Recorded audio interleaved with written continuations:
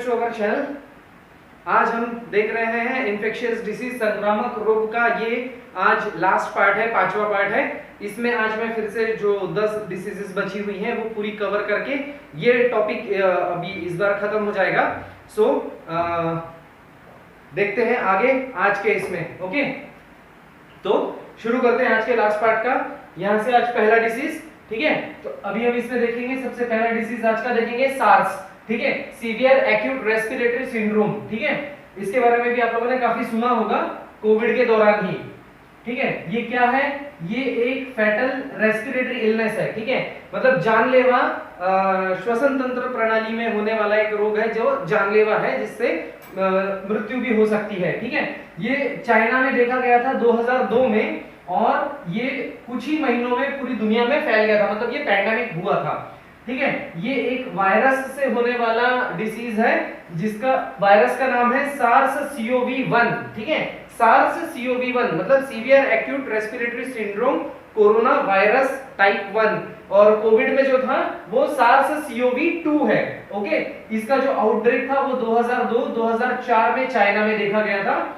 ये बिल्लियों में पाया गया था, और कुछ लोगों का ऐसा भी कहना है कि ये चमगादड़ में भी था। वैसे ज्यादातर तो चमगादड़ में ही था, बिल्ली का कंफर्मेशन नहीं है। अगर पूछा जाता है तो चमगादड़ सही आंसर है, ठीक है, क्योंकि SARS-CoV-1 अगर चमगादड़ से है तभी कोविड का जो वायरस है वो भी चमगादड़ से ही आया होगा, ठीक है। ये थोड़ा सा लॉजिक यहाँ लगाएंगे, लेकिन बिल्ली के बारे में वहां जिक्र था इसलिए मैंने कैट का भी यहाँ पे लिखा हुआ है। उसके बाद इसमें आने वाले जो लक्षण हैं वो सेम कोरोना के जैसे हैं। बुखार आएगा, मांसपेशियों में दर्द होगा, खांसी होगी, निमोनिया हो सकता है, शॉर्टनेस ऑफ ब्रीथ या डिफिकल्टी इन ब्रीदिंग, और गले में खराश, सर्दी, जुकाम एक्सेट्रा जितने भी लक्षण हैं। ये वायरस हमारे शरीर में आने के बाद में कितने दिनों के बाद में अपने लक्षण दिखाना शुरू कर देगा? तो 2 से 7 दिन के अंदर ये दिखाना शुरू कर देता है। जांच कौन कौन सी इसमें कराई जाएगी? पीसीआर, क्योंकि वायरस है, जैसा अभी कोरोना में आरटी-पीसीआर चल रहा है, यहाँ पे भी पॉलीमरेज चेन रिएक्शन द्वारा होगा। कुछ ब्लड टेस्ट वगैरह कराए जा सकते हैं। सीआरपी मतलब सी रिएक्टिव प्रोटीन, कि शरीर में कहीं हमारे जो अवयव है, अंग के अंदरूनी अवयव होते हैं, लीवर है, पैनक्रियाज है, स्प्लीन है, कहीं उनको तो डैमेज नहीं हुआ है। और उसके बाद में चेस्ट एक्सरे, और उसके बाद में एचआरसीटी भी इसमें कराया जा सकता है। अगर एचआरसीटी स्कैन ये भी कराया जा सकता है, ताकि हमारे फेफड़े कितने ज्यादा इन्फेक्ट हो गए हैं ये देखने के लिए। प्रिवेंशन मतलब बचाव के तौर पर इसमें हैंड वॉश करना है, सोशल डिस्टेंसिंग, उसके बाद में डिसइंफेक्शन ऑफ सरफेस, मतलब जो भी सरफेस है, जहां पे भी जगह है वहां पर सैनिटाइज करके उसे क्लीन कर लेना है। उसके बाद में आइसोलेशन या फिर क्वारंटाइन हो जाना है, ठीक है, पूरा कोविड के जैसा। Supportive and symptomatic treatment, supportive इसलिए क्योंकि फेफड़ों को नुकसान पहुंचा सकता है, तो वेंटिलेटर या फिर डिफिब्रिलेटर, किसी भी तरह की मशीन का इस्तेमाल हमें जिंदा रखने के लिए किया जा सकता है, इसलिए सपोर्टिव ट्रीटमेंट। उसके बाद में सिम्प्टोमेटिक में बुखार है तो एंटीपायरेटिक, एंटीवायरल, ऑक्सीजन, ठीक है, ऑक्सीजन थेरेपी, क्योंकि ऑक्सीजन सैचुरेशन इसमें कम हो जाता है, कॉर्टिकोस्टेरॉइड्स, एंटीबायोटिक्स दूसरा सेकेंडरी इंफेक्शन को रोकने के लिए, आदि जो भी इसमें सिम्टम्स दिखाई देंगे उस तरह से। इसके लिए कोई वैक्सीन नहीं बन पाई थी, ठीक है। तो चलिए देखते हैं अगली डिसीज, शिगेलोसिस, ठीक है। शिगेलोसिस ये एक इंटेस्टाइन का इंफेक्शन है। इंटेस्टाइन मतलब हमारी जो आंत होती है ना, आंत, अतड़ी, आंत का इंफेक्शन है, जिसकी वजह से डिसेंट्री या फिर डायरिया होना शुरू हो जाता है। ये एक बैक्टीरिया से होने वाला डिसीज है, बीमारी है। उस बैक्टीरिया का नाम है शिगेला डिसेंटेरी, ठीक है, शिगेला डिसेंटेरी ये बैक्टीरिया का नाम है। ये ग्राम नेगेटिव बैक्टीरिया है। एनएरोबिक मतलब ये बिना ऑक्सीजन के भी ये बैक्टीरिया जिंदा रह सकता है। नॉन मोटाइल मतलब चल फिर नहीं सकता, और रॉड शेप का होता है, मतलब ये बैक्टीरिया का अगर आप शेप देखेंगे तो कुछ इस तरह से रॉड शेप दिखाई देता है, ठीक है। इसकी डिस्कवरी मतलब इसकी खोज किसने की थी? कियोशी शिगा नाम के एक साइंटिस्ट थे। उन्होंने 1897 में मतलब 1897 में कियोशी शिगा नाम के साइंटिस्ट ने इसकी डिस्कवरी की थी, इसीलिए इसका नाम शिगेलोसिस, मतलब जो ये शिगा वर्ड है, शिगा से शिगेलोसिस, और जो बैक्टीरिया का नाम है शिगेला, वो भी इनके नाम पर रखा गया है। इसमें होने वाले जो लक्षण है वो कौन कौन से हैं? लूज मोशन, डिसेंट्री, डायरिया है, इसका मतलब लूज मोशन होगा ही होगा। इन्फेक्शन के कारण बुखार आता है, पेट में दर्द रहेगा। सिंपल सी बात, अगर बहुत ज्यादा डिसेंट्री होगी तो अतड़ियों में मरोड़ आना चालू हो जाती है, जिसकी वजह से पेट दर्द होता है। और ये कभी-कभी इतना सीवियर हो जाता है कि कभी-कभी हमारा जो मल होता है, जो डिसेंट्री होती है, लूज मोशन होता है, उसमें कभी कभी ब्लड भी आना चालू हो जाता है। जब ये बैक्टीरिया हमारे शरीर में आ जाता है तो कितने दिनों में ये अपने लक्षण दिखाएगा? 1 से 2 दिन में ये अपने लक्षण दिखाना शुरू कर देता है। प्रिवेंशन, बचाव के लिए हैंड वॉश करना है और फूड हाइजीन, मतलब खाने पीने में हाइजीन बरतना है, और तो उससे जो है ये इससे बचा जा सकता है। उसके बाद में सपोर्टिव ट्रीटमेंट और सिम्प्टोमेटिक ट्रीटमेंट इसमें की जाती है। बैक्टीरिया से है, एंटीबायोटिक्स दिए जाएंगे, और लक्षणों के तौर पर बुखार आ रहा है, एंटीबायोटिक्स, एंटीपायरेटिक, और एब्डोमिनल पेन है तो पेन किलर, या फिर उसके मरोड़ को रोकने के लिए जो पेन किलर्स आते हैं वो। उसके बाद में ड्रिंक लॉट्स ऑफ वाटर या फिर फ्लूइड, ज्यादा से ज्यादा पानी पीना है, और अगर आप बेहोशी की कंडीशन में हैं, मुंह से पानी या फिर फ्लूइड वगैरह कुछ नहीं ले सकते हैं, तो इंट्रावेनस मतलब सलाइन के द्वारा जो है शरीर में पानी की पूर्ति करनी होगी। ठीक है, ठीक है, चलिए आगे देखते हैं। इसमें अभी अगला है कॉलेरा। इसी को हिंदी में हैजा भी कहा जाता है या फिर पटकी रोग भी कहा जाता है। हैजा आपने सुना होगा, ठीक है, इसके ऊपर भी WHO ने काफी सारा काम किया था। ठीक है, ये एक इन्फेक्शन है जिससे बहुत ज्यादा सीवियर डायरिया हो जाता है। इसमें डिसेंट्री और डायरिया तो हो रहा है, लेकिन बहुत ज्यादा मात्रा में सीवियर नहीं है, सीरियस कंडीशन नहीं है, लेकिन यहाँ पे बहुत ही सीरियस कंडीशन में डायरिया हो जाता है। पूरे शरीर का पानी जो है लॉस हो जाता है, खत्म हो जाता है, और जनरली ये जो है ना पानी के द्वारा फैलता है। अगर पानी दूषित हो जाए, दूषित पानी पीने से ये फैलता है। ठीक है, ये एक जानलेवा भी बीमारी है। अगर इसे तुरंत अगर ट्रीट नहीं किया गया, तुरंत अगर इसके ऊपर इलाज नहीं किया गया, तो ये जानलेवा भी हो सकता है। उसके बाद में ये एक बैक्टीरिया से होने वाला डिसीज है, बीमारी है। बैक्टीरिया का नाम है वाइब्रियो कॉलेरी। ठीक है, वाइब्रियो कॉलेरी। इसकी डिस्कवरी किसने की थी? Robert COX. रॉबर्ट कॉक्स ने की थी 1884 में, 1884 में रॉबर्ट कॉक्स ने इसकी डिस्कवरी की थी। रॉबर्ट कॉक्स ने क्षय रोग मतलब ट्यूबरकुलोसिस जो है उसकी भी डिस्कवरी की थी। और आज 28 फरवरी को जो इसका हेल्थ डिपार्टमेंट का जो आरोग्य का पेपर हुआ था, उसमें ये पूछा गया था कि क्षय रोग जो रोग है उसका डिस्कवरी किस साइंटिस्ट ने किया था? तो रॉबर्ट कॉक। ठीक है, तो आगे हम ट्यूबरकुलोसिस के बारे में भी देखेंगे, उसमें रॉबर्ट कॉक्स के बारे में देखेंगे क्या है। ठीक है, ये जो इन्फेक्शन है ये स्मॉल इंटेस्टाइन का इन्फेक्शन है। यहाँ पर अतड़ियों में इन्फेक्शन हो रहा था, लेकिन कॉलेरा जो है हमारी जो छोटी आंत होती है, छोटी आंत, उसमें होने वाला इन्फेक्शन है। इसमें दिखने वाले लक्षण कौन कौन से हैं? डायरिया, बहुत ज्यादा लूज मोशन होगा, उल्टियां होंगी, मसल्स क्रैम्प मतलब मांसपेशियों में दर्द होगा, एक मरोड़ उठता है, और उसके बाद में इलेक्ट्रोलाइट इम्बैलेंस मतलब हमारे शरीर के जो पोषक तत्व हैं इलेक्ट्रोलाइट्स जैसे सोडियम, कैल्शियम, क्लोराइड, ठीक है, ये सब लॉस हो जाता है, उसका इम्बैलेंस हो जाता है। ये बैक्टीरिया जब हमारे शरीर में आ जाता है तो कितने दिनों में ये अपने लक्षण दिखाता है? तो ये लगभग 2 घंटे से 5 दिनों के अंदर, 2 घंटे से 5 दिनों के अंदर अपने लक्षण दिखाना शुरू कर देता है। इसके लिए जो जांच बोली गई है वो रैपिड डिपस्टिक टेस्ट करने के लिए कहा गया है, और मल की जांच मतलब स्टूल टेस्ट भी इसमें करवाना है। ठीक है, ये स्टूल टेस्ट कई बार आप लोगों ने अभी पूरे वीडियो की सीरीज में स्टूल टेस्ट सुना होगा। तो स्टूल का मतलब बैठने वाला स्टूल नहीं, स्टूल का मतलब होता है मल, जो हम मल त्याग करते हैं, फीसिस। ठीक है, तो वो स्टूल टेस्ट इसमें करना होता है। ठीक है, उसके बाद में rapid dipstick test, rapid dipstick test. ठीक है, प्रिवेंशन मतलब बचाव के लिए क्या करेंगे? हैंड वॉश करेंगे, sterilisation of water by chlorine bleach. ठीक है, पानी जो दूषित पानी है उसको स्टेराइल करेंगे, मतलब उसको साफ सुथरा रखना है, उसको उबालना है, और उसमें क्लोरीन ब्लीच वगैरह डाल करके उसको पूरा जो है स्टेरिलाइजेशन कर लेना, ताकि पानी में कोई भी दूषित तत्व न बचे। और उसके बाद में हाइजीन मेंटेन करके रखना है। सीवेज और फीकल स्लज मैनेजमेंट मतलब जितने भी गटर या नालियां वगैरह होती हैं जिसमें आगे चल करके हमारा जो मल त्याग करने के बाद में जो टैंक वगैरह होता है, फीकल स्लज, उसको साफ सुथरा रखना है, ताकि कहीं उसका पानी हमारे पीने के पानी में ना आ जाए, या फिर जो गटर वगैरह होती है, सीवेजेस होते हैं, उसका भी मैनेजमेंट करना चाहिए, ताकि ये पानी को दूषित ना करे। उसके बाद में इसमें जो इलाज करने के लिए कहा गया है वो है ओरल रिहाइड्रेशन, मतलब बहुत ज्यादा पानी पीना है या फ्लूइड लेना है। अगर ओरल नहीं ले सकते हैं तो इंट्रावेनसली लेना है।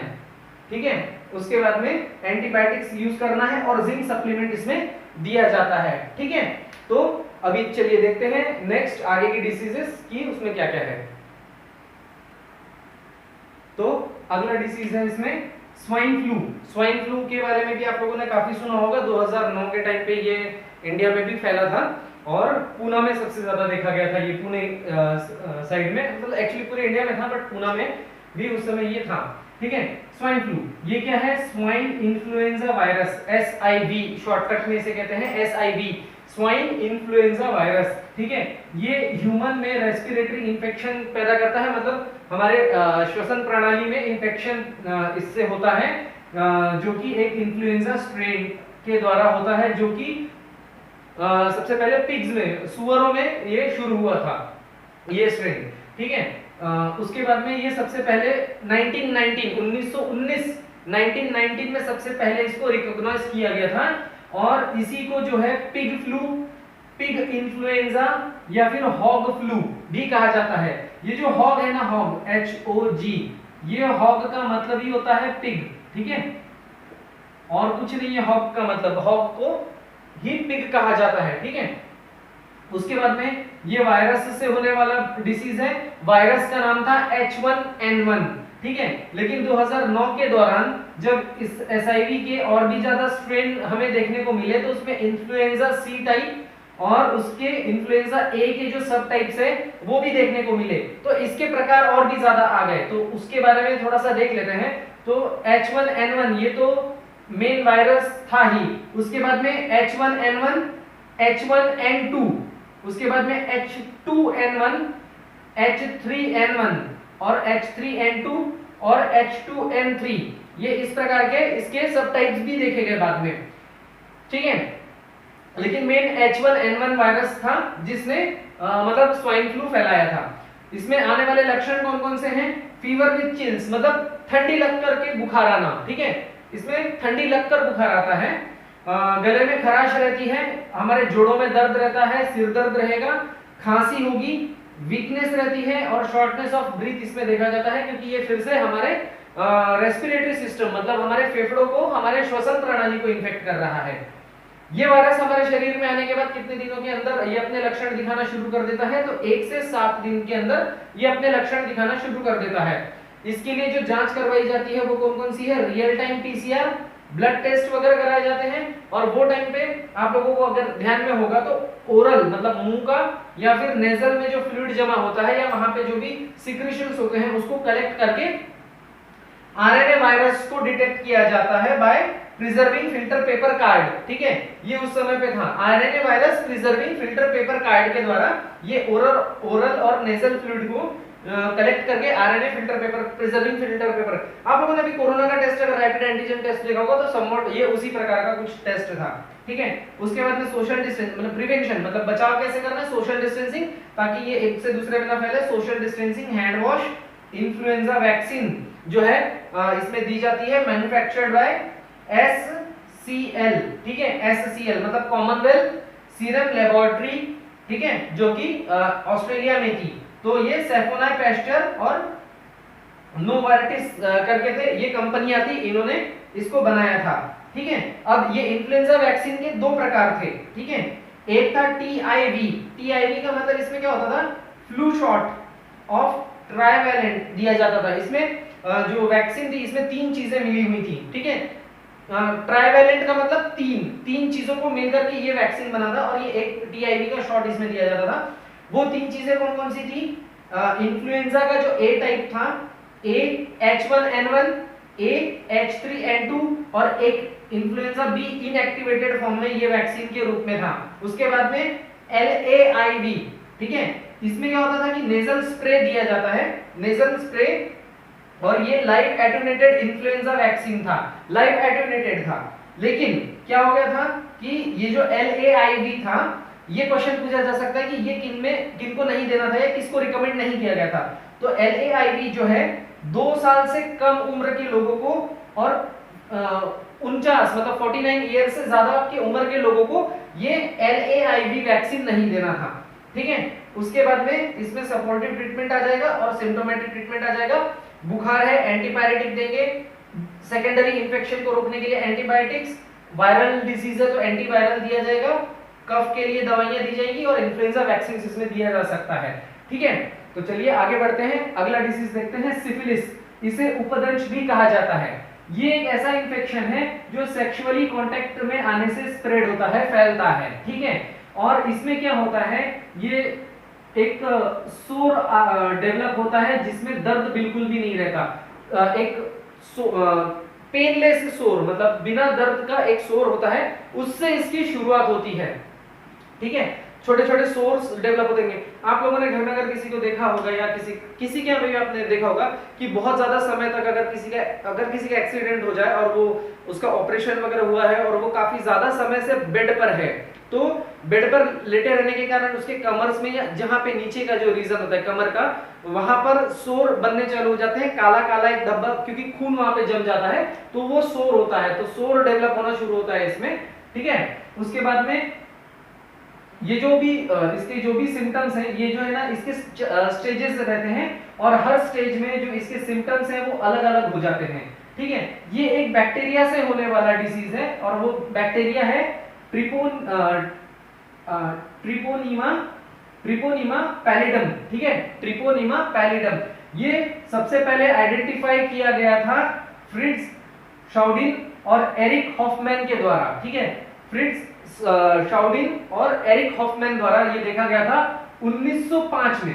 ठीक है, अब इसके जो लक्षण है वो कौन कौन से हैं, तो जैसा कि मैंने बताया कि ये स्टेजेस में डेवलप होता है, तो इसकी टोटल 4 स्टेजेस हैं। तो पहली स्टेज है प्राइमरी स्टेज। प्राइमरी स्टेज में क्या होता है कि पहले एक छोटा सिंगल, मतलब एक फर्म, मतलब एक ही जगह पर रहेगा, वो इधर उधर और नहीं बनेगा। पेनलेस, मतलब उसमें दर्द नहीं होगा। नॉन इची स्किन अल्सर, मतलब एक छोटा सा सिंगल फर्म, नॉन इची मतलब जिसमें खुजली नहीं होगी, ऐसा एक स्किन अल्सर वहां पे बन जाएगा, जिसका जो मतलब 1 सेंटीमीटर से 2 सेंटीमीटर के डायमीटर तक बड़ा रह सकता है। ठीक है, अब या तो ये एक के रूप में बनेगा, और ऐसा भी हो सकता है कि वहां पे जो अल्सर बना है या जो सोर बना है वो एक से ज्यादा भी हो, मल्टीपल भी हो सकते हैं। उसके बाद आ जाती है सेकेंडरी स्टेज। इसमें क्या होता है, वो जो रैश होता है ना, जो भी सोर बनता है वो डिफ्यूज हो जाता है, मतलब वो फूट जाता है, और उसके बाद में फ्रीक्वेंटली जो है वो पूरी जगह पे फैलना शुरू हो जाता है। जैसे अपने हाथों के जो पंजे होते हैं उसमें आ जाएगा, पैर के जो तलवे होते हैं, सोल ऑफ फीट, उसके अंदर आ जाएगा, हाथ के तलवों में, हाथ के पंजों में आ जाएगा, और वो सोर जो है आगे चल करके हमारे मुंह के अंदर भी डेवलप होने शुरू हो जाते हैं, और वेजाइना में भी डेवलप होने शुरू हो सकते हैं। स्त्रियों में वेजाइना मतलब उनके गुप्तांग में भी अंदर ये सोर डेवलप हो सकता है। ठीक है, उसके बाद में तीसरा स्टेज आता है लैटेंट स्टेज। ठीक है, ये जो है कुछ सालों के लिए ये लैटेंट स्टेज जो है रहता है, और इसमें क्या होता है कि लक्षण जो है थोड़े बहुत दिखाई भी दे सकते हैं और लक्षण नहीं भी दिखाई दे सकते हैं लैटेंट स्टेज में। तो इसके ऊपर एक ऐसा क्वेश्चन आ सकता है कि सिफिलिस के ऐसा कौन सा स्टेज है जिसमें कोई लक्षण नहीं दिखाई देता, तो वो लैटेंट स्टेज है। चौथी स्टेज आ जाती है टर्शरी स्टेज। ठीक है, यहाँ पर क्या होता है कि गुमा जो है उसका फॉर्मेशन होता है। गुमा ये क्या होता है, एक सॉफ्ट नॉन कैंसरस ग्रोथ होती है गुमा, मतलब वो काफी बड़ा सा एक गांठ टाइप दिखने लग जाता है, और ये एक न्यूरोलॉजिकल प्रॉब्लम होती है, और इसके साथ साथ में वहां पे दिल से संबंधित, अपने हार्ट से संबंधित प्रॉब्लम्स भी दिखाई देना शुरू हो जाती है टर्शरी स्टेज में, चौथी स्टेज में। ठीक है, तो अब ये ये बैक्टीरिया जब हमारे शरीर में एंटर करता है तो कितने दिनों में ये लक्षण दिखाना शुरू कर सकता है, तो 10 से 90 दिनों में ये अपने लक्षण दिखाना शुरू कर सकता है। उसके बाद में इसके लिए जांच कौन कौन सी है, ब्लड टेस्ट कराना चाहिए, डार्क फील्ड माइक्रोस्कोपी, मतलब जहां पे भी सोर डेवलप है, माइक्रोस्कोप के अंदर डार्क फील्ड माइक्रोस्कोपी के द्वारा इस बैक्टीरिया को देखा जा सकता है। पीसीआर वगैरह मतलब पॉलीमरेज चेन रिएक्शन, और उसके बाद में डायरेक्ट फ्लोरोसेंट एंटीबॉडी टेस्ट भी इसमें करवाया जाता है। ठीक है, प्रिवेंशन के लिए यूज ऑफ कॉन्डम्स, किसी के साथ में भी अगर आप शारीरिक संबंध बना रहे हैं, सेक्सुअल कांटेक्ट बना रहे हैं, तो कॉन्डम्स का यूज करना है, और इसके लिए कोई भी वैक्सीन नहीं बनी है अभी तक। इलाज इसके लिए क्या बताया गया है, सपोर्टिव ट्रीटमेंट करना है या फिर सिम्टोमेटिक ट्रीटमेंट इसमें कर सकते हैं। बैक्टीरिया से होने वाला डिसीज है, बीमारी है, तो एंटीबायोटिक्स दिए जाएंगे।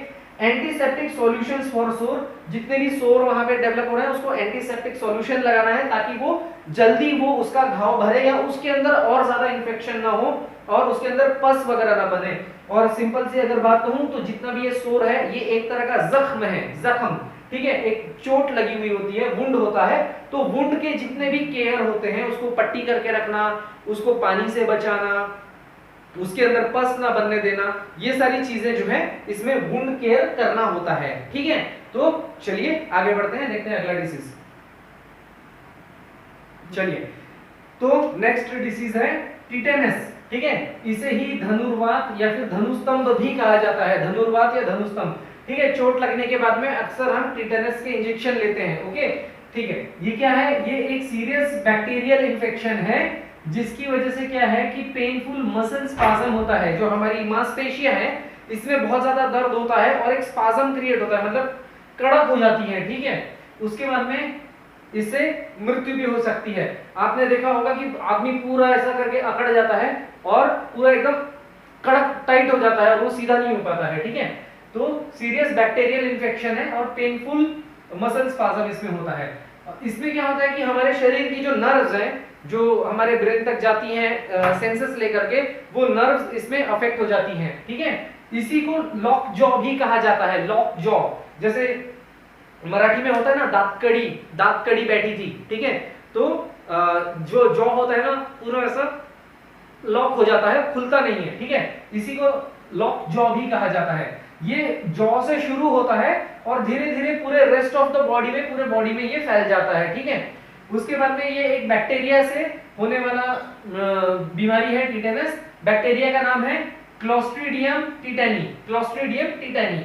इसको किसने आइसोलेट किया था पहली बार, कीटासाटो शिबा सबुरो, ठीक है, कीटासाटो शिबा सबुरो 1889 में 1889 में कीटासाटो शिबा सबुरो ने इसको पहली बार आइसोलेट किया था। इसमें दिखने वाले लक्षण क्या है, मसल स्पाज्म, ठीक है। उसके बाद में ये इतना ज्यादा सीरियस होता है मसल स्पाज्म, जो पूरी तरह से इस तरह से अकड़ जाना या फिर सामने की तरफ अकड़ जाना, तो इतना ज्यादा अकड़न आ जाती है कि कभी कभी जो है ना जो हड्डी है वो तक फ्रैक्चर हो सकती है, इतना ज्यादा ये सीरियस कंडीशन में चला जाता है। उसके बाद बुखार इसमें रह सकता है, पसीना बहुत ज्यादा छूटता है, खाना गिटकने में या खाना निगलने में जो है दिक्कत होती है, बीपी हाई हो जाता है और हमारी हार्ट रेट जो है इसमें फास्ट हो जाती है, ठीक है। अगर ये बैक्टीरिया हमारे शरीर में आ जाए तो कितने दिनों में ये असर दिखाना शुरू कर देता है, तो 3 से 21 दिनों के अंदर ये दिखना शुरू कर देता है। इसलिए लोहे की चीज या कोई भी चोट लगने के बाद में टिटेनस का इंजेक्शन तुरंत ले लिया जाता है ताकि ये टिटेनस किसी को ना हो, ठीक है। इसमें जांच क्या करवाई जाती है, ये बेस्ड ऑन सिम्टम्स है, क्योंकि इसमें जांच वैसे तो कुछ करवाई नहीं जा सकती ज्यादा, क्योंकि अगर शरीर अकड़ता है या कुछ होता है तो वो वैसे ही दिख जा रहा है कि उसको टिटेनस है। लेकिन फिर भी इसमें एक टेस्ट होता है जिसे स्पैचुला टेस्ट कहते हैं। ये पॉजिटिव तब आता है जब इनवॉलंटरी कॉन्ट्रैक्शन होता है जॉ का, ठीक है। एक स्पैचुला एक आता है, चम्मच जैसा होता है, उसको दांतों के बीच में यहाँ पर रखते हैं और जब उसको टेस्ट करते हैं तो वो पूरी तरह से उस चम्मच को दबा देता है, ठीक है। बाइटिंग डाउन ऑन स्पैचुला, मतलब उस स्पैचुला को बाइट करने लग जाता है, चबाने लग जाता है, तो स्पैचुला टेस्ट जो है पॉजिटिव है, ये तब कहा जाएगा। इसके अलावा इसमें और कोई जांच नहीं करवाई जाती है। प्रिवेंशन मतलब बचाव के लिए टिटेनस वैक्सीन जो हम लगवाते हैं या जिसे हम कहते हैं इंजेक्शन टीटी का इंजेक्शन जो लगाते हैं, तो टीटी का इंजेक्शन में जो है ये टीटी का फुल फॉर्म होता है टिटेनस टॉक्साइड, ठीक है, टिटेनस टॉक्साइड। ये किसने डिस्कवर किया था सबसे पहले, एमिल वॉन बेरिंग ने, एमिल वॉन बेरिंग ने 1890 में, ठीक है, 1890 में इसको डिस्कवर किया था एमिल वॉन बेरिंग ने फॉर पैसिव इम्यूनोलॉजी, मतलब हमारी बॉडी की जो इम्यूनिटी है उसको पैसिव, उसकी इम्यूनिटी बढ़ा सके, उसके लिए इसका डिस्कवरी किया था इन्होंने।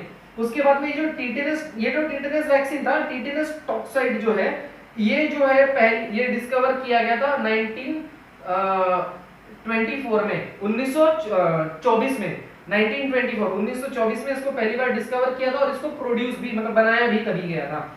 इलाज के तौर पे इसमें सपोर्टिव ट्रीटमेंट करना है क्योंकि पूरी बॉडी अकड़ रही है, ठीक है, तो उसको सीधा करना है, तो उसके लिए ट्रीटमेंट देना चाहिए। और सिम्प्टोमेटिक ट्रीटमेंट है जैसे टीआईजी, टीटेनस इम्यूनोग्लोबुलिन, टीआईजी का मतलब होता है टीटेनस इम्यूनोग्लोबुलिन, ठीक है, ये दिया जाता है। ये टीटेनस एंटीबॉडी होते हैं और टीटेनस एंटीटॉक्सिन्स होते हैं जो शरीर को जो है टीटेनस होने से रोकते हैं, और उसके बाद में अगर हो जाता है तो जल्दी उससे रिकवर करने में मदद करते हैं। एंटीबायोटिक्स दे सकते हैं क्योंकि बैक्टीरिया से होने वाला है, और मसल रिलैक्सेंट्स इसमें देना चाहिए क्योंकि शरीर पूरा अकड़ जाता है और हड्डी फ्रैक्चर होने तक का इसमें खतरा रहता है, इसलिए मसल रिलैक्सेंट भी इसमें देना चाहिए, ठीक है। तो देखते हैं अगला डिसीज ट्यूबरकुलोसिस। ट्यूबरकुलोसिस यानी शॉर्टकट में हम इसे कहते हैं टीबी, और हिंदी में इसे कहा जाता है या मराठी में इसे कहा जाता है क्षय रोग, ठीक है। आज के पेपर में 28 फरवरी जो आज का पेपर हुआ आरोग्य का, उसमें टीबी के ऊपर क्वेश्चन पूछा गया है कि इसका टीबी ट्यूबरकुलोसिस के इसका जो शोध है वो या किसने इसको डिस्कवर किया था, तो वो है रॉबर्ट कॉक, ठीक है, सही आंसर यही था उसके अंदर का। तो चलिए देखते हैं ट्यूबरकुलोसिस क्षय रोग के बारे में।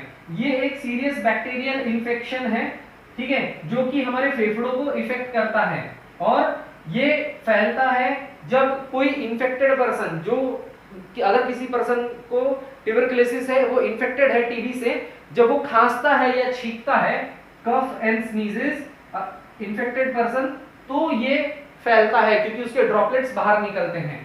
ये एक बैक्टीरिया से होने वाला डिसीज है। बैक्टीरिया का नाम है माइकोबैक्टीरियम ट्यूबरकुलोसिस, ठीक है। ये सबसे पहले डिस्कवर किया गया था रॉबर्ट कॉक्स के द्वारा, ठीक है, रॉबर्ट कॉक ने इसको डिस्कवर किया था मार्च 1882 में, 1882 में इसको डिस्कवर किया गया था। इसीलिए ट्यूबरकुलोसिस टीबी को कॉक्स डिसीज भी कहा जाता है। कॉक्स डिसीज, ऐसा भी क्वेश्चन पूछा जा सकता है कि कॉक्स डिसीज जो है वो कौन सी बीमारी है, ऑप्शन दिए रहेंगे ट्यूबरकुलोसिस, मलेरिया, मीजल्स, कुछ भी, तो ट्यूबरकुलोसिस जो है सही आंसर है। कॉक्स डिसीज भी इसको कहा जाता है इसी वजह से, क्योंकि रॉबर्ट कॉक ने इसको डिस्कवर किया था, ठीक है। इसमें दिखने वाले लक्षण कौन कौन से हैं? क्रॉनिक कफ, बहुत ज्यादा खांसी आती है, इतनी ज्यादा खांसी रहती है कि कभी कभी इंजुरी हो जाने के कारण अंदर से उसके अंदर ब्लड भी रहता है और म्यूकस भी उसके अंदर पाया जाता है, ठीक है।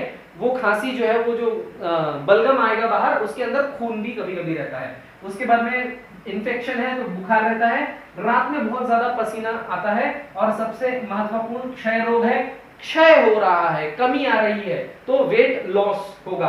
अभी तक ओवरऑल सारे डिसीजेस में 2 ही डिसीज ऐसी हैं जिसमें वेट लॉस एक इंपॉर्टेंट लक्षण के रूप में हमें दिखाई दिया। एक था एचआईवी मतलब एड्स, और दूसरा है ट्यूबरकुलोसिस। दोनों में ही वेट लॉस इंपॉर्टेंट सिम्टम के रूप में हमें दिखाई दे रहा है, ठीक है। उसके बाद में it was historically called consumption due to weight loss, ठीक है। क्यों इसे मतलब पुराने लोग जो इतिहास में जो थे पुराने लोग, वो ऐसा इसको कहते थे कि ये हमारे शरीर का कंजम्पशन कर लेता है, मतलब ये हमारे शरीर को खा जाता है। क्यों? क्योंकि इसमें वेट लॉस हो रहा है इस वजह से, ठीक है। अब इसमें जैसे हम लोगों ने लेप्रेसी में देखा था कि एक लैटेंट लेप्रेसी भी होता है, वैसे लैटेंट ट्यूबरकुलोसिस भी होता है, ठीक है। लैटेंट ट्यूबरकुलोसिस में कोई सिम्टम्स नहीं दिखाई देता है। क्यों? क्योंकि इसमें जो पर्सन होता है जिसको टीबी का बैक्टीरिया हो या उसके अंदर टीबी का बैक्टीरिया प्रेजेंट हो, तो उसके अंदर कोई सिम्टम्स नहीं होते, लेकिन वो प्रेजेंट होता है, लेकिन बहुत ही ज्यादा कम मात्रा में वो बैक्टीरिया उसके शरीर में होते हैं, इसलिए लैटेंट ट्यूबरकुलोसिस में कोई सिम्टम नहीं दिखाई देता है, ठीक है। उसके बाद में जब ये बैक्टीरिया हमारे शरीर में आता है तो कितने समय में ये लक्षण दिखाना शुरू कर देता है? कुछ महीनों से 2 साल के इसमें ये अपने लक्षण दिखाना शुरू कर देता है। फ्यू मंथ्स टू 2 इयर्स, कुछ महीनों से 2 साल में ये लक्षण दिखाना शुरू कर देता है, ठीक है। इसमें जो जांच करवाई जाती है, जांच कराने के लिए क्या कहा गया है? Chest x ray. चेस्ट एक्सरे में सीधा सीधा दिख जाता है कि कहां-कहां पे पूरे लंग्स में इंफेक्शन फैला है। स्पूटम कल्चर मतलब थूक जो होती है, बलगम जो निकलता है उसका खांसी लेने के बाद में, तो उस बलगम का जांच किया जाता है, उसका कल्चर कराया जाता है, जिसे कहते हैं एसिड फास्ट बेसिलाई, ठीक है। और सबसे महत्वपूर्ण tuberculin test, tuberculin skin test होता है। स्किन में बहुत ही ज्यादा सुपरफिशियली मतलब ऊपर में एक छोटा सा इंजेक्शन में एक मेडिसिन रहता है, वो डाल करके टेस्ट कर लेते हैं। ट्यूबरकुलिन जो होता है वो डाल करके टेस्ट कर लेते हैं, अगर वहां पे रिएक्शन आता है तो वो पॉजिटिव हो जाता है। उसके बाद में प्रिवेंशन मतलब बचाव के लिए screening those at a high risk, जो हाई रिस्क पे हैं उनको ढूंढिए, उनको देखिए, उनका स्क्रीनिंग कीजिए और उनको प्रॉपर तरीके से उनका जो है ट्रीटमेंट कीजिए। Treatment those who are infected and screening, उनको अच्छे से देखिए, ध्यान रखिए ताकि वो इन्फेक्शन से जल्द बाहर आ सके। उसके बाद में प्रिवेंशन में ही आ जाएगा बीसीजी वैक्सीन, ठीक है। बीसीजी वैक्सीन, तो इसका फुल फॉर्म होता है बीसीजी वैक्सीन का बैसिलस, ठीक है, कालमेट ग्यूरिन, ठीक है, बैसिलस कालमेट ग्यूरिन। इसको डिस्कवर किसने किया था? डिस्कवर किया था अल्बर्ट कालमेट एंड कैमेली ग्यूरिन, ठीक है। तो ये कालमेट और ये ग्यूरिन तो यहाँ पर आई गया है, तो नाम पे से आप याद रखें, ठीक है, कि कालमेट बोले तो अल्बर्ट कालमेट, ग्यूरिन, ग्यूरिन बोले तो कैमेली ग्यूरिन, ठीक है। और बी से बैसिलस, बैसिलस बोले तो बैक्टीरिया का एक प्रकार होता है, इसीलिए बी से बैसिलस, ठीक है। Bacillus Calmette Guérin full form है, डिस्कवर किया था अल्बर्ट कालमेट और कैमेली ग्यूरिन ने। कब डिस्कवर किया था? 1905 से 1918 के बीच में। कोई स्पेसिफिक साल नहीं बताया है कि कौन से साल में डिस्कवरी हुई है, लेकिन ऐसा कहा जाता है कि 1905 से 1918 के बीच में इसका मतलब शोध इन्होंने लगाया, इसको डिस्कवर इन लोगों ने किया। और जो सबसे पहला वैक्सीन जो इस्तेमाल किया गया था वो 1921 में यूज किया गया था, 1921 में डॉक्टर वेल हेल द्वारा, ठीक है। डॉक्टर वेल हेल ने इसका सबसे पहला यूज किया था पेरिस में, ठीक है। Doctor well hello, hello Mogambo, okay, mister India वाला हेल मुगेम्बो, वेल हेल, ठीक है। उसके बाद में इसमें इलाज क्या करना है? सपोर्टिव ट्रीटमेंट करना है, ठीक है, क्योंकि हमारे फेफड़े इसमें जा रहे हैं, सांस लेने में दिक्कत होती है, ठीक है, तो उसकी वजह से सपोर्टिव ट्रीटमेंट लग सकता है। सिम्प्टोमेटिक ट्रीटमेंट करना है, इसमें एंटीबायोटिक्स दिए जाते हैं, ठीक है। एंटीबायोटिक्स में इसमें स्पेसिफिक मैं दवाइयों के नाम ले रहा हूं क्योंकि इसके ऊपर क्वेश्चन पूछे जाते हैं, लेकिन खुद से यूज ना करें या खुद से किसी को ये दवाइयां सजेस्ट ना करें, क्योंकि इसके प्रॉपर डोज होते हैं, कब देना है, कब नहीं देना है, किन लोगों को देना है, किन लोगों को नहीं देना है, वो भी डिसाइड होता है, तो प्लीज खुद से यूज ना करें, ठीक है। तो इसका नाम है आइसोनाइजिड और रिफाम्पिसिन, ठीक है, आइसोनाइजिड और रिफाम्पिसिन, ये 6 महीने के लिए दिया जाता है। और उसके बाद में पायराजिनामाइड और इथेनब्यूटोल, ठीक है, इथेनब्यूटोल, ये 2 महीने के लिए दिया जाता है, ठीक है। तो ये 2 एंटीबायोटिक्स का इस तरह से कॉम्बिनेशन होता है, पूरा स्ट्रिक्टली आती है उसकी। और गवर्नमेंट हॉस्पिटल्स में या फिर इसके लिए स्पेशल सेंटर्स होते हैं क्षय रोग के लिए, तो उसमें जाकर के आप लोगों को ये दवाइयां मिल सकती हैं, ठीक है। उसके बाद में डॉट्स का आपने नाम सुना होगा बहुत ज्यादा। डॉट्स क्या है? Direct observation therapy, direct observation में रखते हैं और पूरा का पूरा उसे ट्रीट करते हैं कि उसकी सिम्टम्स कैसे आ रहे हैं। इसके ऊपर तो काफी सारे आज के पेपर में क्वेश्चन पूछे गए थे ट्यूबरकुलोसिस क्षय रोग के ऊपर। एक और क्वेश्चन आ गया था कि बीसीजी वैक्सीन जो है नवजात शिशु को जन्म से कितने महीने के इसमें देना चाहिए, तो 10 से 12 हफ्तों के बीच में उसे बीसीजी वैक्सीन जो नवजात शिशु है उसको लग जाना चाहिए, 10 से 12 हफ्ते। ऑप्शन शायद तक डी ऑप्शन था उसके अंदर, राइट आंसर वही है, ठीक है। तो ट्यूबरकुलोसिस यहां पर हो गया है, ठीक है। तो चलिए देखते हैं नेक्स्ट डिसीज इसमें आगे क्या क्या है, ठीक है। तो अब यहां से देखते हैं अगला डिसीज टाइफाइड, ठीक है। टाइफाइड जो है इसको हिंदी में विषम ज्वर भी कहा जाता है, ठीक है। ये हमारे अतड़ियों में, इंटेस्टाइन में और ब्लड में ग्रो होता है, ठीक है, आंत में या फिर ब्लड में ग्रो होता है, ठीक है। उसके बाद में ये जो फैलता है ये कंटेमिनेटेड फूड और वाटर, ठीक है, दूषित खान पान से ये फैलता है। इसी को टाइफाइड फीवर या फिर स्लो फीवर भी कहा जाता है, स्लो फीवर, ठीक है। ये एक बैक्टीरिया से होने वाला डिसीज है जिसका नाम है साल्मोनेला एंटेरिका या फिर साल्मोनेला टाइफी। ये एक ग्राम नेगेटिव बैक्टीरिया है, ठीक है। 1829 में 1829 में पेरे लुइस करके था, उसने सबसे पहले ये टर्म दिया कि ये टाइफाइड फीवर है। टाइफाइड फीवर ये जो नाम दिया है ये सबसे पहले दिया है पेरे लुइस ने 1829 में, 1829 में। उसके बाद में 1880 में एक पैथोलॉजिस्ट थे कार्ल इबर्थ, ठीक है, कार्ल इबर्थ थे, उन्होंने सबसे पहले आइडेंटिफाई किया था साल्मोनेला एंटेरिका को। और सबसे पहले जो इसका कल्चर हुआ था 1884 में हुआ था, जॉर्ज गैफिकी ने जो किया था, जॉर्ज गैफिकी ने इसका कल्चर किया था, सबसे पहला कल्चर, ठीक है, 1884 में। इसमें आने वाले लक्षण कौन कौन से हैं? हाई फीवर, बहुत ज्यादा फीवर रहता है, कमजोरी आती है, पेट दर्द होता है, सिर में दर्द होता है, कॉन्स्टिपेशन मतलब मलबद्धता, मतलब पेट ठीक से साफ नहीं होता है, हल्की फुल्की उल्टी होती है, और कभी कभी इसमें स्किन रैश आते हैं, जल्दी ये देखने को मिलता नहीं है, लेकिन जो स्किन रैश आते हैं वो रोज कलर के होते हैं, गुलाब के कलर के होते हैं, ठीक है। तो ये पूछा जा सकता है कि अगर टाइफाइड फीवर में रैशेस आते हैं तो वो रैशेस किस कलर के होते हैं या कौन से कलर के, उस रैशेस का नाम क्या है, तो रोज कलर रैश, ठीक है। अगर ये बैक्टीरिया हमारे शरीर में आ जाता है तो कितने दिनों में ये लक्षण दिखाना शुरू कर देता है, 6 से 30 दिनों के इसमें ये अपने लक्षण दिखाना शुरू कर देता है। इसमें जांच कौन सी कराई जाती है, ब्लड टेस्ट। ब्लड टेस्ट में एक नाम है विडाल टेस्ट, आप लोगों ने सुना होगा। उसमें एंटीबॉडीज जो है साल्मोनेला के अगेंस्ट टेस्ट कराई जाती है, और एंटीजन ओ मतलब सोमैटिक और एच जो होता है वो फ्लैजेलर के लिए होता है, ठीक है। एंटीजन ओ सोमैटिक और एंटीजन एच जो होता है वो फ्लैजेलर के लिए होता है। आपने विडाल टेस्ट कभी भी देखा होगा तो साल्मोनेला टाइफी ओ या फिर साल्मोनेला टाइफी एच को लेकर के टेस्ट आता है। उसके बाद में स्टूल टेस्ट, ठीक है, मल की जांच। प्रिवेंशन के रूप में इसमें क्या करना है, हैंड वॉश, ठीक है, मेंटेन हाइजीन, ठीक है। और उसके बाद में इसमें टाइफाइड वैक्सीन भी दी जाती है जिसको डेवलप किया था एलरोथ एडवर्ड राइट ने, ठीक है, एलरोथ एडवर्ड राइट ने इसको डेवलप किया था।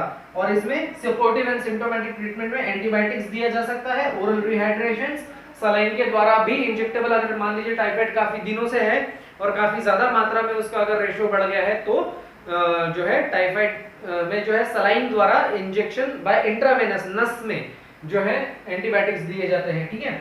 उसके बाद आते हैं येलो फीवर के ऊपर। नेक्स्ट डिसीज, इसे पीत ज्वर भी कहा जाता है। ये थोड़ा थोड़ा ऐसा लगता है कि हमें जॉन्डिस हो गया है, हेपेटाइटिस हो गया है, लेकिन ये हेपेटाइटिस नहीं है।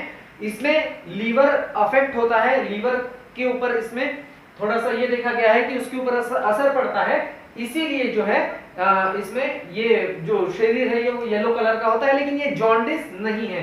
ये अपना जो जॉन्डिस फीवर होता है, जॉन्डिस डिसीज होता है, ये वो नहीं है, ठीक है। तो ये क्या है, ये एक वायरल इन्फेक्शन है जो कि पर्टिकुलर एक मच्छर के काटने से फैलता है, जो कि देखा गया था अफ्रीका और साउथ अमेरिका में। इसी को येलो जैक या फिर येलो प्लेग भी कहा जाता है, और इसको ब्रॉन्ज जॉन भी कहा जाता है, ठीक है। ये एक वायरस से होने वाला डिसीज है। तो वायरस का नाम है फ्लेवी वायरस, ठीक है, फ्लेवी वायरस। ये एक मादा मच्छर के द्वारा काटने से होता है, एडिस इजिप्टी, ठीक है। और ये नोटिस किया था वॉल्टर रीड ने सबसे पहले 1881 में, 1881 में कार्लोस फिनले करके एक थे क्यूबा के, उन्होंने ये सजेस्ट किया था कि ये मच्छर के काटने से ही ये डिसीज होता है। सबसे पहले वॉल्टर रीड ने देखा था, उन्होंने बताया था, लेकिन कंफर्म नहीं थे। लेकिन 1881 में कार्लोस फिनले ने, जो क्यूबा के थे, उन्होंने कंफर्म ये बताया था कि ये मच्छर के काटने से ही होता है। इसका जो सबसे पहला एपिडेमिक रिपोर्ट किया गया था वो 1648 में, 1648 में किया गया था यूकैटन में, जो कि अफ्रीका में है, यूकाटन में, ठीक है, सबसे पहला एपिडेमिक। और उसके बाद इसमें दिखने वाले लक्षण कौन कौन से हैं, फीवर विद चिल्स मतलब ठंडी लगकर बुखार आना, उल्टी जैसा लगना, मांसपेशियों में दर्द, पेट में दर्द, और इसमें जो है ये लीवर डैमेज होता है। लीवर डैमेज होने के कारण जो स्किन का कलर है वो येलो हो जाता है। इसमें ब्लीडिंग का रिस्क बहुत ज्यादा होता है क्योंकि लीवर अफेक्ट होता है, और किडनी के प्रॉब्लम्स इसमें बहुत ज्यादा बढ़ जाते हैं। जब ये वायरस हमारे शरीर में आता है तो कितने दिनों में अपने लक्षण दिखाना शुरू कर देता है, 3 से 6 दिन में ये अपने लक्षण दिखाना शुरू कर देता है। जांच के लिए इसमें ब्लड टेस्ट कराने के लिए कहा जाता है, एंटीबॉडीज टेस्ट, आईजीएम और आईजीजी के लिए, और आरटी-पीसीआर इसमें किया जाता है, ठीक है। और प्रिवेंशन मतलब बचाव के लिए येलो फीवर वैक्सीन अवेलेबल है। ये डेवलप की गई थी मैक्स थेलर के द्वारा 1937 में, 1937 में मैक्स थेलर ने इसके लिए वैक्सीन डेवलप किया था। इलाज में देखेंगे तो सपोर्टिव ट्रीटमेंट और सिम्प्टोमेटिक ट्रीटमेंट करना है, एंटीवायरल, एंटीपायरेटिक, एंटी इंफ्लेमेटरी, जैसे जैसे लक्षण वैसे वैसे उसके सिम्टम्स के हिसाब से रहेगा। इसमें एक और खास बात, इसमें फिर से एस्प्रिन नहीं देना है, एस्प्रिन नहीं देना है। क्यों? क्योंकि ऑलरेडी लीवर डैमेज है और इसमें ब्लीडिंग का रिस्क रहता है। ब्लीडिंग का रिस्क रहने के कारण एस्प्रिन नहीं देना है। यहाँ रेज सिंड्रोम डेवलप नहीं होगा क्योंकि यहाँ ऑलरेडी लीवर डैमेज है। यहाँ ब्लीडिंग का रिस्क बहुत ज्यादा है, इसीलिए एस्प्रिन नहीं देना है, क्योंकि एस्प्रिन एक एंटीकोगुलेंट ड्रग है। एंटीकोगुलेंट का मतलब जो खून को जमने नहीं देता। अगर पहले से ही ब्लीडिंग का रिस्क है और अगर वो खून को जमने नहीं देगा तो ब्लीडिंग का रिस्क तो बहुत ज्यादा बढ़ जाएगा, इसीलिए एस्प्रिन नहीं देना है। और साथ में येलो फीवर वैक्सीन हम ट्रीटमेंट के लिए इसमें यूज कर सकते हैं। ठीक है, तो चलिए देखते हैं अगला डिसीज जो है जीका वायरस। ये हमारे इस सेशन के इसका लास्ट डिसीज है जीका वायरस। ठीक है, तो इसका देख लेते हैं। आउटब्रेक इसका हुआ था 2016 में। ये एक वायरस से होने वाला डिसीज है जो कि एक मच्छर के काटने से फैलता है। ठीक है, वायरस से होता है और मच्छर के काटने से फैलता है। ठीक है, इसका जो नाम है जीका, ये आया है जीका फॉरेस्ट जो कि युगांडा में है। ठीक है, वहां पे ये वायरस पहली बार आइसोलेट किया गया था 1947 में। 1947 में युगांडा के जीका फॉरेस्ट में इसको पहली बार आइसोलेट किया गया था और इसी जीका फॉरेस्ट पे से इसका नाम पड़ा था जीका वायरस जो कि युगांडा में है। ठीक है, ये जो जीका वायरस है इसका जो जीनस है, ठीक है, जीनस का मतलब होता है कि जो हम साइंटिफिक नेम लिखते हैं जैसे एडिस इजिप्टी, तो ये जो एडिस है ये जीनस है। ठीक है, तो जीका वायरस का जो जीनस है ना, ये किस किस के साथ में कॉमन मिलता है? डेंगू के साथ में, येलो फीवर, जापानीज इंसेफेलाइटिस और वेस्ट नाइल वायरस के साथ में इसका जीनस मैच करता है। ये उसके साथ में अपना जीनस शेयर करता है। एक ही जीनस है सबका, स्पीशीज अलग अलग होंगी। तो जैसे एडिस इजिप्टी है तो एडिस जो है जीनस है, इजिप्टी जो है स्पीशीज है। तो ये जो एडिस है ये जीनस है। तो ये जीनस जो जीका वायरस का जो जीनस है ये dengue, yellow fever, Japanese encephalitis, West Nile virus के साथ में शेयर करता है, कॉमन है। ये वायरस से होने वाला डिसीज है जीका वायरस, उसका नाम है। स्प्रेड होता है मॉस्किटो से, तो मॉस्किटो है एडिस इजिप्टी और एडिस एल्बोपिक्टस। ठीक है, इसको डिस्कवर किया था अलेक्जेंडर जॉन हेडो ने 1947 में ही इसको डिस्कवर किया था, अलेक्जेंडर जॉन हेडो। ठीक है, इसके लक्षण के बारे में कहा जाता है कि वैसे तो इसके अंदर कोई लक्षण दिखाई देता नहीं है, लेकिन अगर लक्षण आते भी हैं तो वो मामूली से लक्षण होते हैं, माइल्ड सिम्टम्स होते हैं, जिसमें बुखार आता है, रैश आता है, सिर दर्द होगा, मसल एंड जॉइंट पेन होता है, रेड आई। रेड आई का मतलब होता है कंजक्टिवाइटिस। हमारे आंखों में ये जो सफेद वाला पार्ट होता है, तो ये जो सफेद वाला पार्ट है इसको कंजक्टिवाइटा बोलते हैं, कंजक्टिवाइट।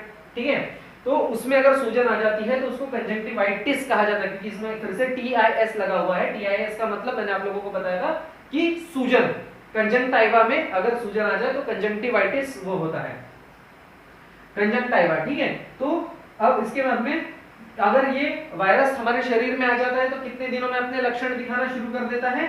4 से 7 दिनों में। इसके लिए जांच कौन कौन सी कही गई है? Blood test, urine test, antibodies test, PCR वगैरह, मतलब पॉलीमरेज चेन रिएक्शन वगैरह करके इसका जांच किया जा सकता है। उसके बाद में इसके ऊपर कोई वैक्सीन अवेलेबल नहीं है। प्रिवेंशन के लिए वही है कि भाई थोड़ा दूर रहिए, हैंड वॉश वगैरह कीजिए, हाइजीन मेंटेन कीजिए। ठीक है, ट्रीटमेंट में बताया है सपोर्टिव ट्रीटमेंट या फिर सिम्प्टोमेटिक ट्रीटमेंट, एंटीवायरल ड्रग देना है, एंटीपायरेटिक, एनाल्जेसिक एक्सेट्रा।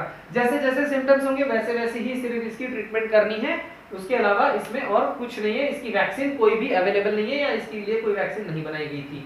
ठीक है, तो ये यहाँ तक का हमारा सारा डिसीजेस इस समय कवर हो चुका है। 47 डिसीजेस मैंने आपको 5 पार्ट्स में समझा दिए हैं पूरे।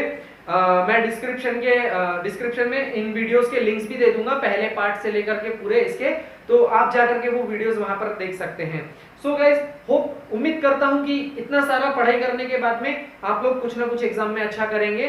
सिर्फ माफी चाहता हूं कि आरोग्य के एग्जाम से पहले मैं ये सारे डिसीजेस अपलोड नहीं कर पाया, लेकिन कोई बात नहीं, अभी भी अपॉर्चुनिटीज आप लोगों के हाथ में है। वीडियोस देखिएगा, समझिएगा और पेपर में अच्छे से आंसर करके आइएगा। ठीक है, उसके बाद में मिलते हैं नेक्स्ट वीडियो में और कोशिश करते हैं कि कोई और टॉपिक इस बार कवर किया जाए। लेकिन वैसे अभी इस बार शायद तक 14 मार्च आई थिंक सो MPSC के राज्य सेवा का एग्जाम है, तो मैं उन सभी स्टूडेंट्स को ऑल द बेस्ट कहना चाहता हूं जो इस एग्जाम में पार्टिसिपेट कर रहे हैं। तो ऑल द बेस्ट आप सभी को, और मेरी तरफ से आप लोगों को सबको ढेर सारी शुभकामनाएं। बेस्ट कीजिए, पेपर अच्छे से कीजिए, घबराना नहीं है, ठीक है, अच्छे से स्टडी करके जाइए और मुझे कमेंट सेक्शन में बताइए कि किस टॉपिक पे मैं आप लोगों के लिए वीडियो लेकर आ सकता हूं और मैं कोशिश करूंगा कि सारा उसका डिटेल निकाल करके आप लोगों को इन डिटेल हर एक चीज उस टॉपिक के बारे में आप लोगों को बता सकूं और देखते हैं कैसा रहता है। तो ये 5 पार्ट में टोटल पूरे वीडियोस कंप्लीट हुए हैं, काफी ज्यादा मेहनत लगी है बनाने में। तो वीडियो को लाइक कीजिए, शेयर कीजिए सब लोगों के साथ में और अगर चैनल सब्सक्राइब नहीं किया है तो चैनल को तुरंत सब्सक्राइब कीजिए और हमारे साथ जुड़े रहिए। मिलते हैं नेक्स्ट वीडियो में, तब तक के लिए जय हिंद।